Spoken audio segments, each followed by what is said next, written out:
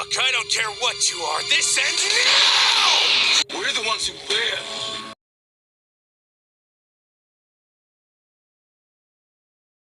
Hey guys, and welcome to the finale of What If the Governor Met Negan the Remake. Yep, we are on to the finale with a 42-minute rendition, which I never really...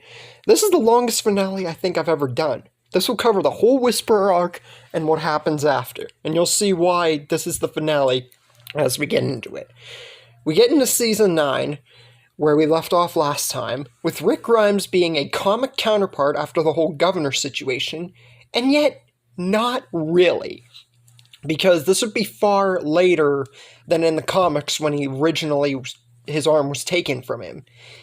And in the show, they pretty much modeled Aaron to be like Rick Grimes. They severely handicapped him in the comics, and yet he lived to the end of The Walking Dead in the comics. But now, that rule's been reversed in the show, at least this time around.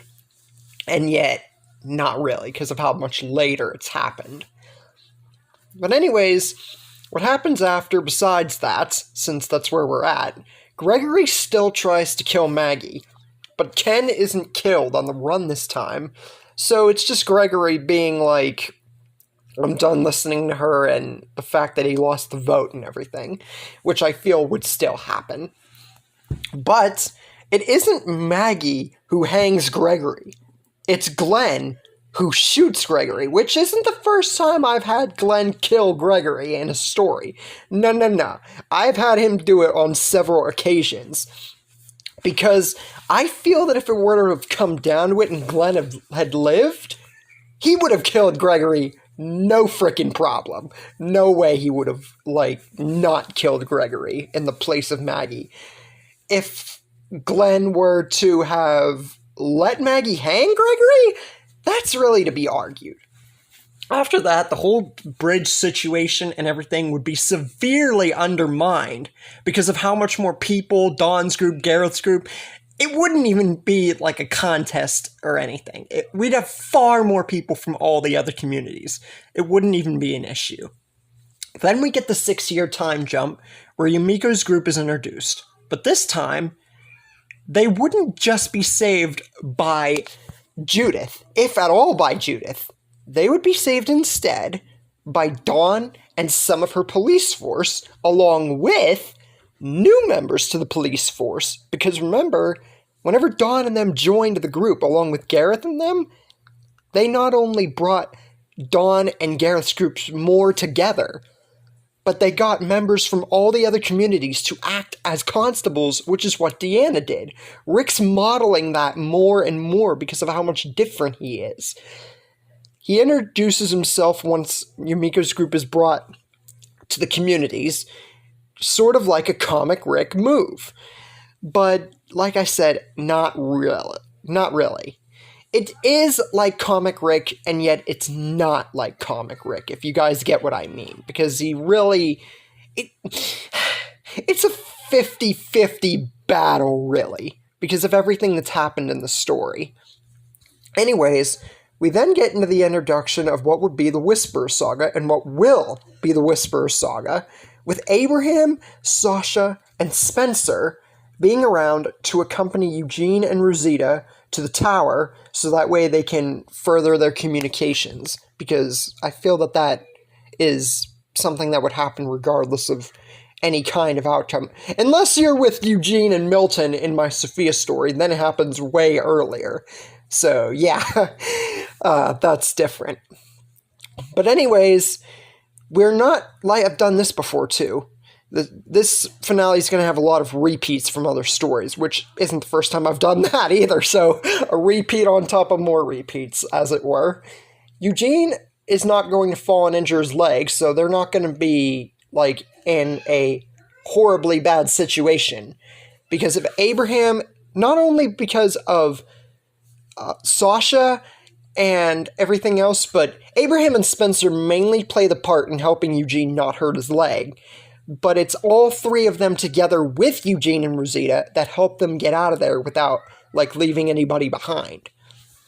Once they return to the communities, Rick hears of what went down, and that the walkers, they could hear them, and that they were talking. This brings a lot of attention to Rick, because they haven't had truly anything happen for a while now, since the whole thing at the sanctuary. Because remember, the whole savior situation and everything like that, that was dealt with back in the end of season 6. And Rick says that they need to deal with this, and it might not be big, but they need to go to the nearest spot of which those walkers were and see what's going on. Jesse, who's still alive, by the way, if I didn't mention that in the last part, which I feel I did, says that if Rick's going, so will she. Because since Jesse is still alive, and because of everything that has happened, Rick and Michonne never got together. So, Rick and Jesse are going to get together.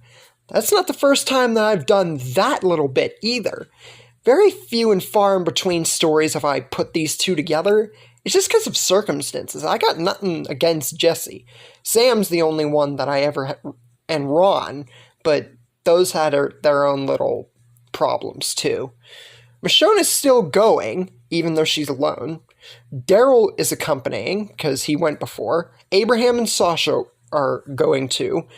Aaron and Eric, as well as Jesus. Yumiko and Magna, I feel, would still go. Beth is going along, because she's with Daryl. Dawn and a few of her hospital members, the police force. Gareth and a few of the Terminus residents, as well as a few just small people, like unnamed people at this point in the show, that would be like officers, I feel. Yeah, that's our group. Rick Grimes feels that even though this might not be anything, this is, like, definitely going to help out in case this is something.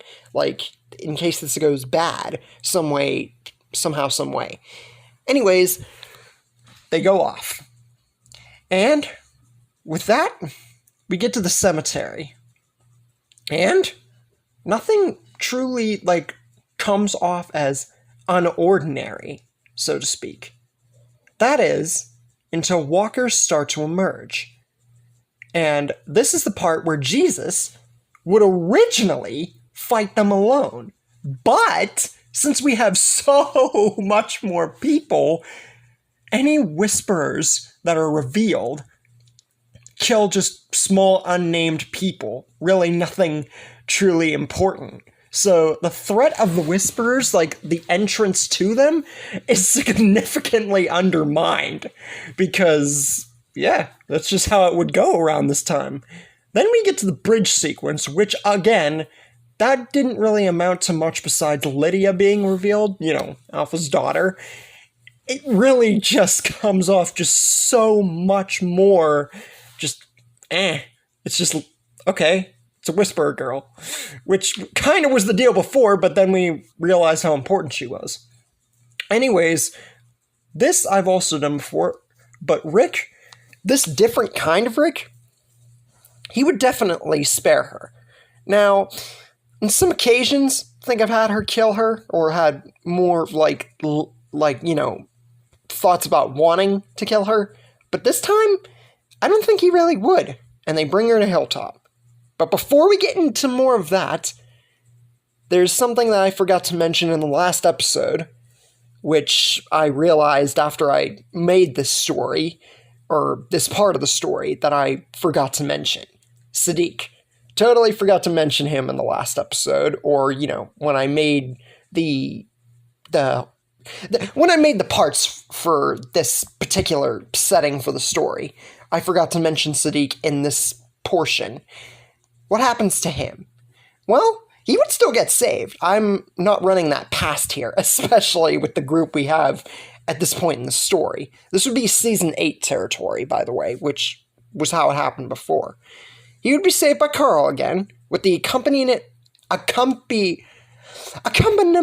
of Enid and Sam, however you accompaniment. There you go. I messed up that word like 6 times. So Enid and Sam would accompany Carl to rescue Sadiq. Sam, unfortunately, would get bit while trying to honor Sadiq's mom, because I feel that would still play out. Except it's not, hidden whenever Sam gets bit like Carl did. This time, it's in plain sight, because even though Sam's better here because Carol didn't traumatize him, he still ain't much of a fighter at this point in the story. He's still, probably wouldn't be that much of a fighter if he had lived anyway. Probably at least take him to an adult. This, of course, does upset Carl and Enid, and they have to go and break the news to Jesse once they return back to Alexandria. Like I said, this would be around Season 8 territory when I mentioned all those other things. Just forgot to mention it last time, when I made this portion of the story. This would, of course, upset Jessie because now she has no kids. But with Rick, I'm not going to say that they wouldn't have children. I never discussed whether they would at all. But still got Judith and Carl. So, that's at least got to be worth something. Now we get to present day, since I got that little side note out of the way. Daryl, I feel, would still be the one to interrogate Lydia. And I feel that the interrogation would go a lot smoother, maybe even with Beth down there. So, yeah. Daryl, he was crazy enough to interrogate Randall before that was really before he became a good guy. So, who knows? It could be the same, could be not. But, like I've also mentioned before, we're not really going to get Lydia and Henry yet. We're not going to get that little relationship, little twist there yet. Because Henry's not locked down there because of Benjamin. He wouldn't do anything stupid with Benjamin around. So, I've had them meet still in other stories because of this, but they're just not going to meet yet. So, that's going to be for later in this finale. Soon enough, we get to Alpha and the Whisperers arriving in Hilltop for Lydia, and honestly, the setup for that would go pretty much the same, except we're taking another nod out of the comics for Rick being the one to talk to Alpha, which also isn't the first time I've done that. Like I said, repeats upon repeats in this one, because I feel that that's just the best way to go about it whenever I made this.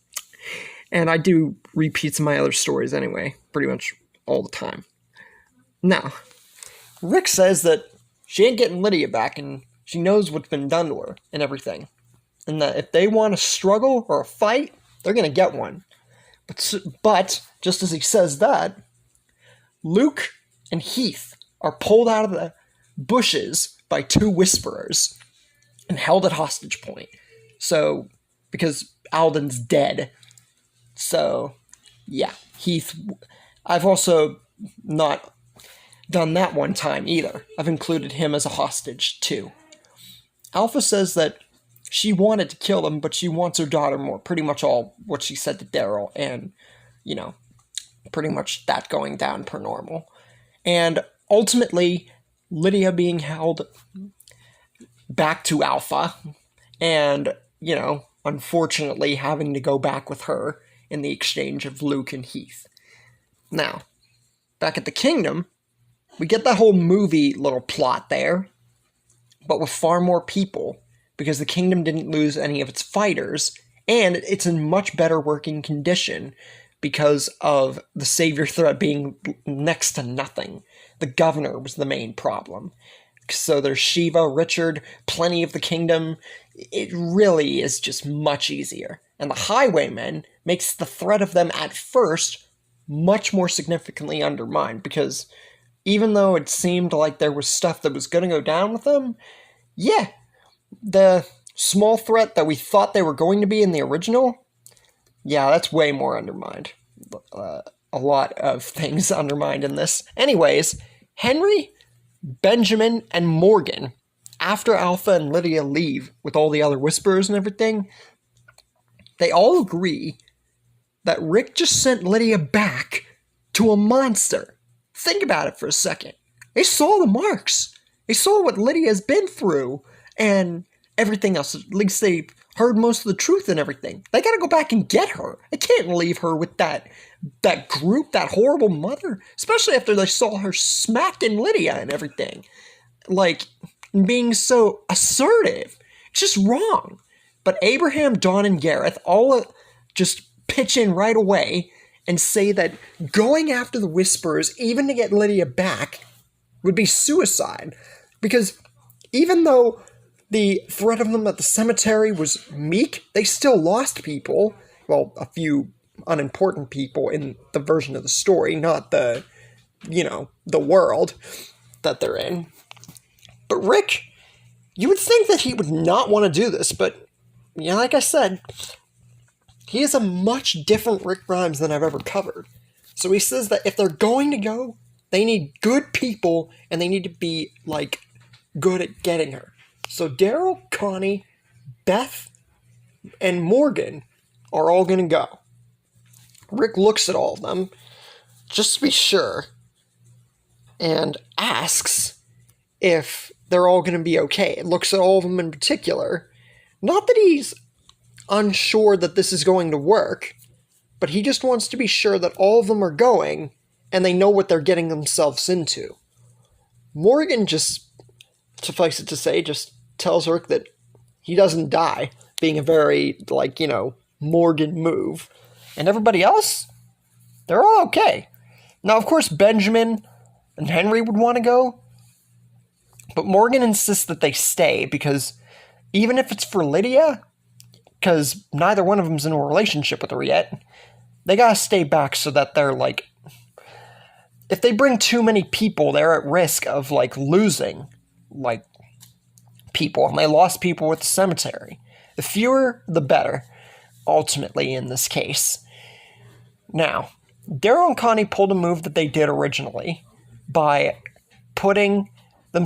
disguise themselves as Whisperers and bringing walkers into the Whisperer camp. Beth then takes the initiative and rescues Lydia amidst the chaos, also taking out any of the Whisperers or walkers that would happen to be near them, so that way, Lydia doesn't get bit and she doesn't get bit.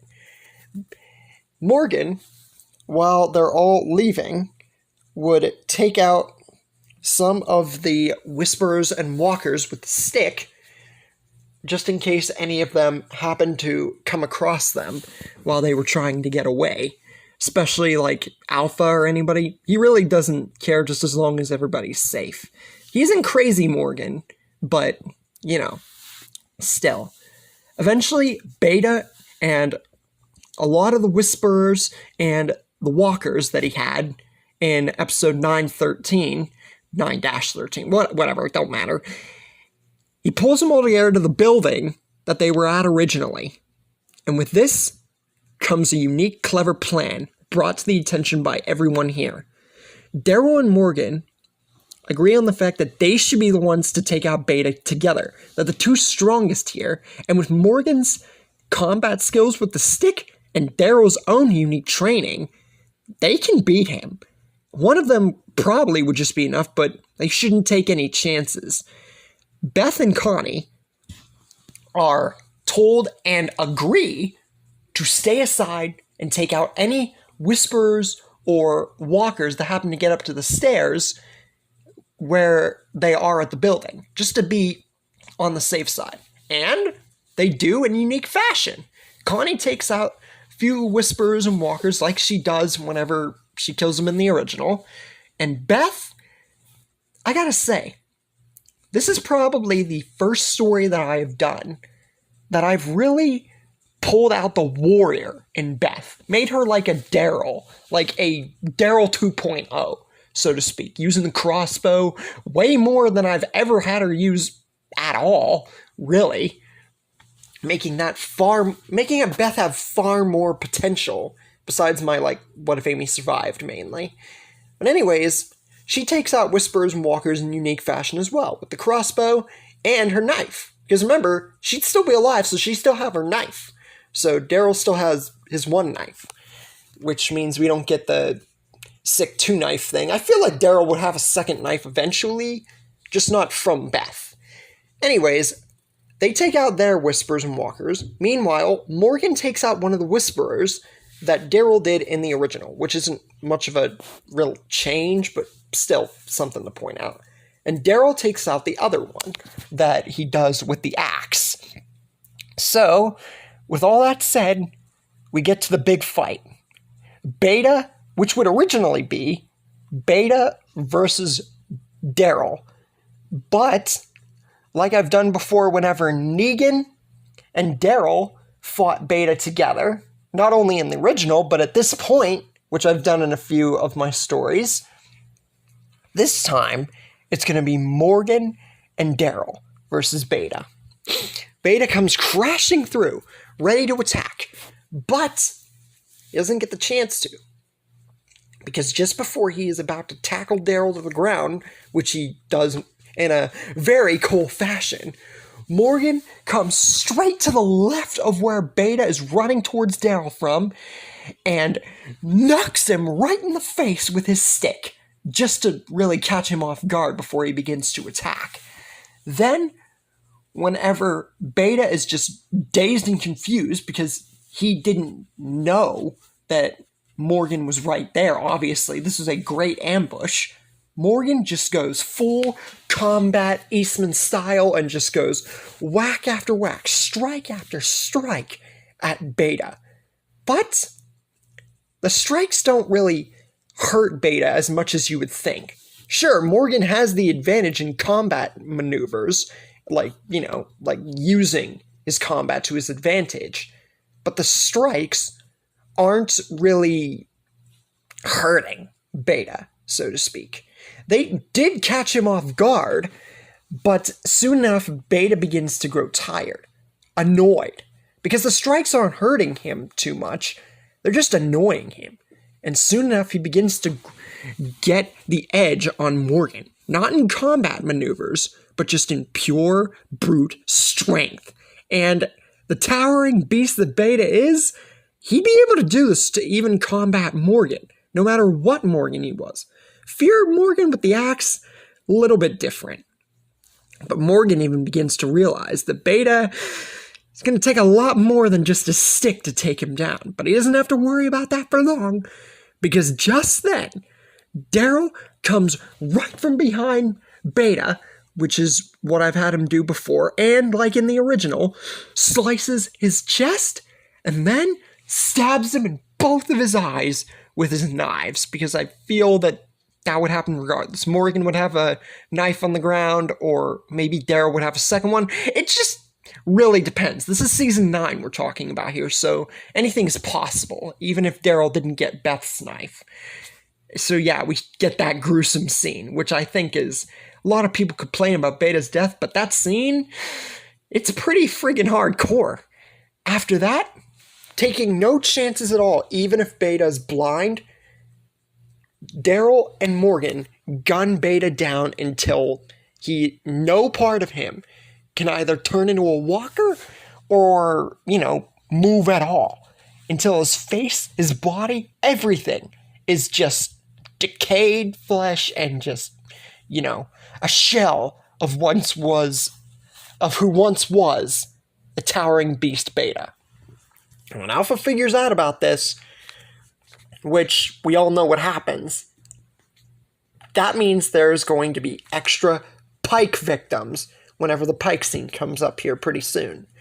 And yeah, the Pike scene victims, they're going to be noticeable, which I have done before noticeably, but I'm saying for the context of this story, they're going to be noticeable. After that, everything seems okay. Everyone's at the kingdom, and Henry and Lydia officially start to get into the first of what would be their relationship, because Henry only really started to take notice of Lydia, and like her pretty much, right when she was being taken to Alpha. Because remember, we didn't get that talk, and I've done that before.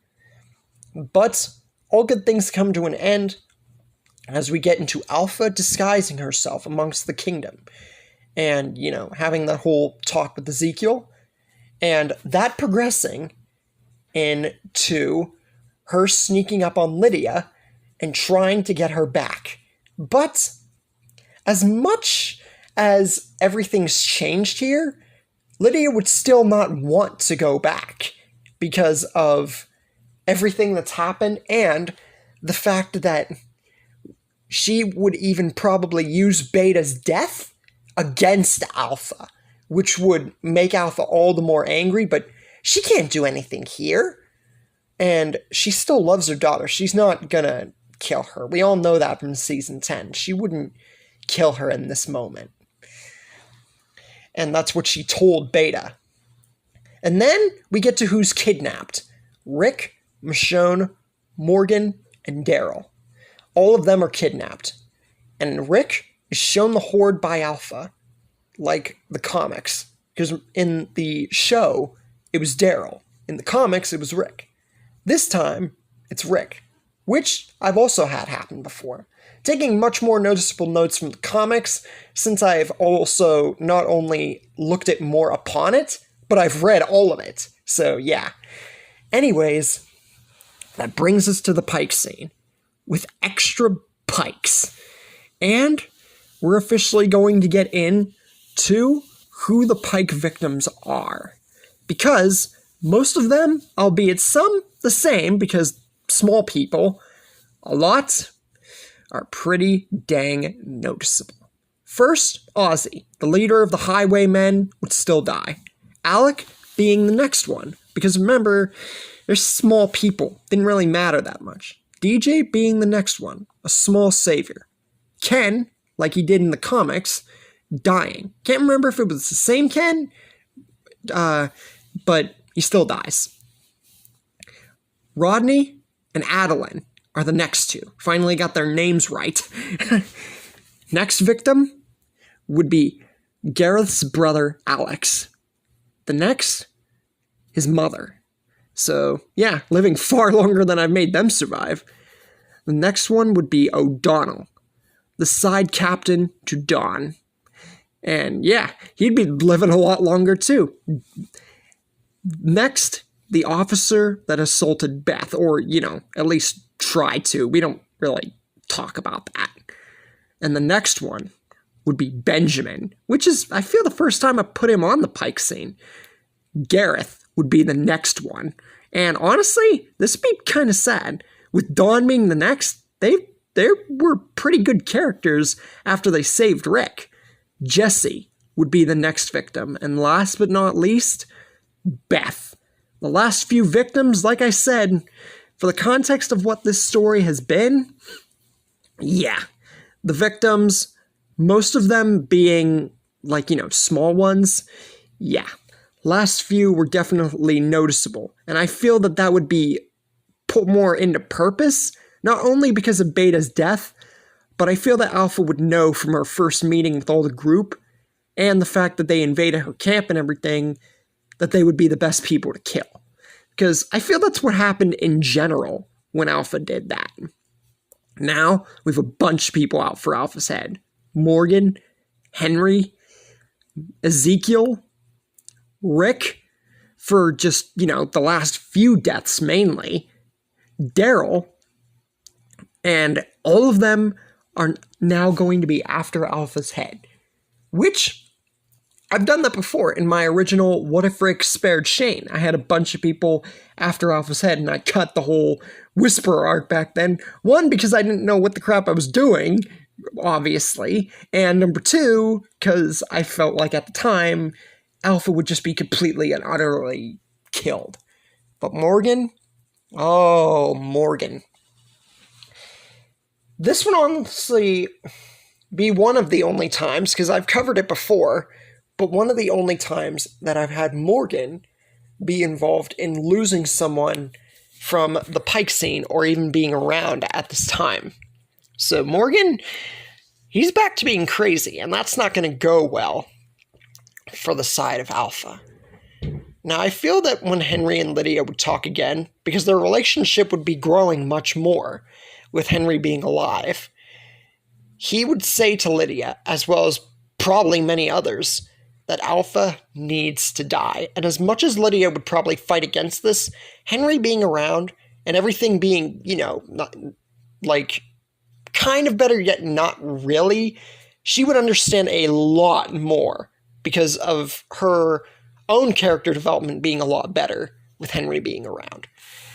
Now, for the Winter Storm, the kingdom would still be in high fashion, so we're not going to get that whole move over. The Winter Storm's just going to be the Winter Storm. It's not really going to be anything worth talking about, which I've also covered before. I can't believe I'm even starting to grow tired of how many repeats that there are to this finale, but hey, it had to happen. Soon enough, after the Winter Storm's over, or shortly after, Amanda Shepard, one of the officers to Dawn, and one of the officers to now pretty much Rick since they joined him, goes to talk to him and says that even though Dawn is gone, they came here for him. He became their leader. And since they have so many officers still, and plenty of more warriors, they should gather an even bigger army, every little warrior that they can, to avenge Dawn, Gareth, and everybody else. Because she herself doesn't want to wait for it. And she doesn't want anyone else to either. Rick would then make a speech soon enough, and would agree upon Amanda Shepard's thinking. He would make a speech akin to his Season 8 self, saying that if they start tomorrow right now, that they will win. And this means that there is not going to be peace with the Whisperers. This means that they're going to instant war as soon as possible. That means that the Whisperers, with so many people out for Alpha's head now, more than probably, ever, that the Whisperers are going to suffer bad. Soon enough, we get signs of that, with Training Day being much more focused upon, with not only more people, more, impact, more character development, some kind of lack thereof, but the difference would be that this Training Day is much different. It's not just for training. It's to arm an army. Well, arm an army, it's kind of weird to say, to kill Alpha and everybody involved. We then get many of the people, if not all the same people, kind of, that Rick assembled at the end of Season 8 for the Savior War, because that didn't happen, to go and fight Alpha. And this would all be during Training Day, if not immediately after. And they're going to go find the Whisperer camp and put them down. Because, yeah, it's definitely would go that route. But they don't get the chance to yet. Because a satellite that goes crashing down does. And this puts a major distraction, or kind of a half and half distraction, before they can get the killing Alpha and Whispers job done. But Morgan doesn't want to wait. Because like I said, this would impact Morgan a lot differently than everybody else. We saw what happened to him when Benjamin died. And that would be no different here. Even if he's further developed and is actually around more, it would still not mean a thing if Benjamin were to die in any way or form. So while everybody's worrying about the satellite and walkers are closing in, Morgan slips from the group and goes to try and find Alpha alone. But Rick notices and tries to stop him because they have a plan. They can't just go about it like just one of them, because if they go one alone, their head might end up on a pike and surprise all of them. It could just make them even more, mad and even more stupid, not wanting to stick to the plan. But Morgan says that he is not relenting, and Rick should understand more than anybody, because Jesse was on the pike too. This puts Rick not so much angry at Morgan, but more understanding. And if they're gonna do this, he's going with him, and they're going to finish it together, modeling what they both said before they killed those saviors at the bar. So they make a plan to go and fight Alpha. But the plan, Morgan, after they make the plan, Morgan sees something. Right whenever they're done making it, they see Alpha step out and stare directly at Morgan. Luckily, she didn't catch eye of Rick. And this actually worked to their advantage, because Alpha not noticing Rick means that the plan that they were going to do could be modeled differently. Morgan just stares at Alpha for a long moment, and then Alpha tries to, put on her usual sway of trying to taunt Morgan and, assert herself, as it were. Now, Morgan just honestly just wants to, kill Alpha right then and there. But instead of Morgan and Rick clashing here, like my What If Rick Spared Shane remake series, Morgan just humors Alpha until eventually someone does jump down from the ledge that Morgan and Rick were both standing at. Alpha doesn't catch who it is, and this was a very big surprise to her, not noticing anybody else there except Morgan. But the last thing that she sees is a bat coming right down to her head, decapitating it. This was Rick launching himself right whenever Alpha was going to take notice of him.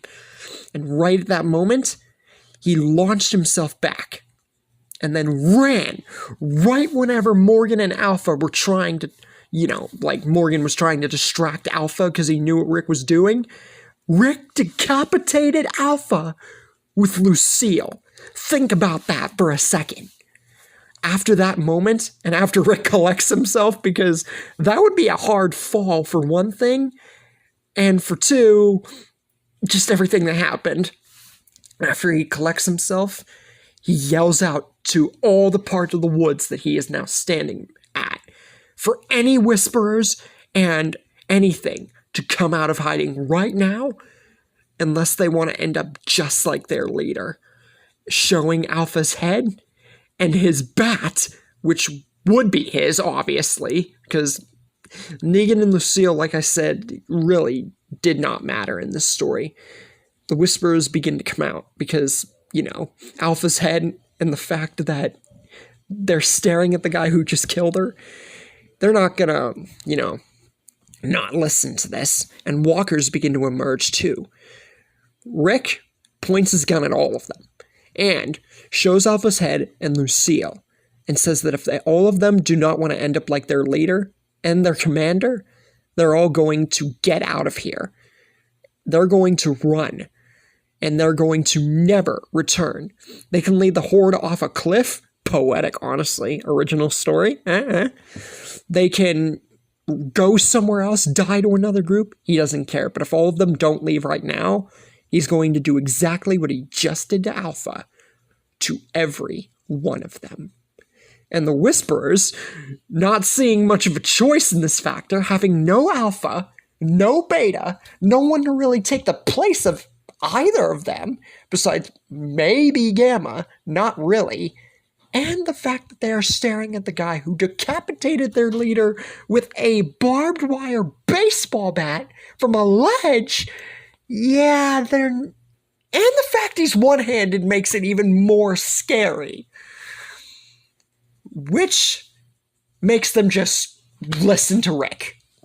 And with that, wherever the Whispers would go, it really just does not matter. Whether they would, go off somewhere, die to another group, whether they would plunge themselves off a cliff just by accident or on purpose, it really doesn't matter because the threat of the Whisperers would be null and void anyway.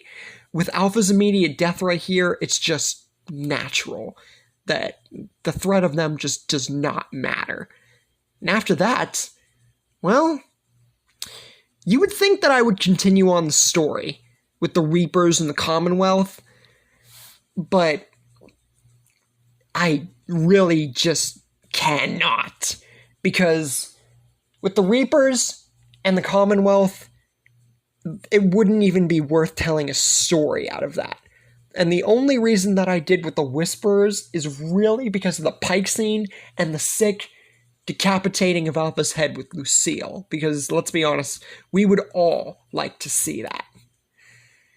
And the only thing that's really worth pointing out about the Reapers and the Commonwealth after that is the fact that with so many more characters alive, we would probably get a lot more sick spin-offs and much more character detailation, if you guys know what I mean.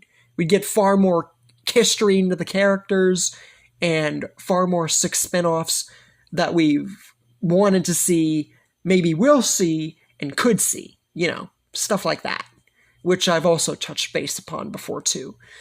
None of the spin-offs that are happening now would happen here because of context and everything, but they would be replaced by different ones. Now, I know it might be like I took the easy way out with this, but really, when it comes down to it, the governor was the key factor to the story. If, the main factor.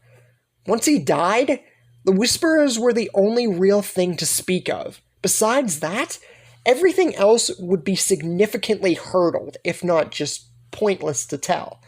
And I've, touched base upon that in other stories, even, when I get better context and stuff like that. It really just comes down to how the story goes, what characters are in it, etc., etc. And this one, the governor just played it all out, really. And to think, this is just all another side, another little universe, another paradox that might have happened if the governor had been spared and met Negan and became his own little torture chamber bodyguard. And that's where we leave things and finish things for What If the Governor Met Negan the remake. That's the end of it.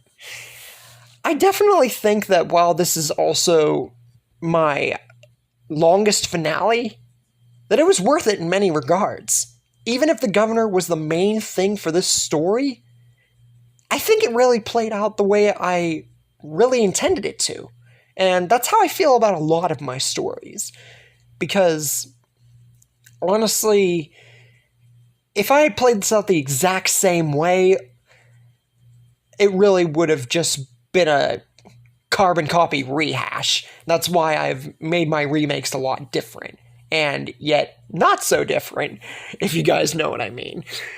But I hope you guys enjoyed the finale nonetheless. The next series on the line is What If Eastman Survived, which is a pretty good story and kind of a shorter one, honestly. We're going to get a, short story there too. But anyways, stay tuned for that. Like and subscribe, comment, and I will see you guys in the next video.